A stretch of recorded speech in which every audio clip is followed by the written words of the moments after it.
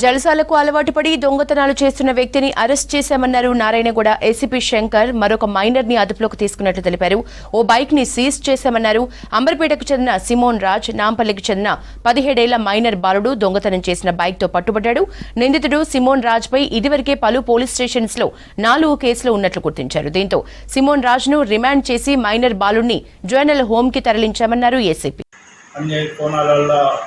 చూసి ఈ అఫెన్స్ ఎవరు చేసి ఉంటారనేది చూసి మనం అనేక ప్రదేశాల్లో వెతికిన తర్వాత మనకు లాస్ట్గా ఒక వ్యక్తి మన అనుమానాస్పదంగా మనకు అనుమానం మీద ఉండే అతని పేరు సైమన్స్ రాజ్ శామిల్.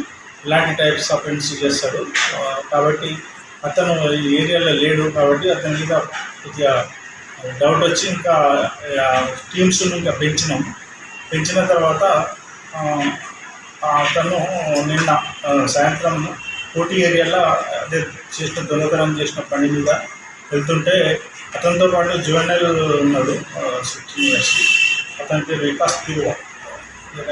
ఇద్దరు కూడా వ్యసనాలకు అలవాటు పడి బాగా ఇట్లాంటి జల్సాలు చేస్తుంటారు, బైక్స్ దొంగతనాలు చేసి.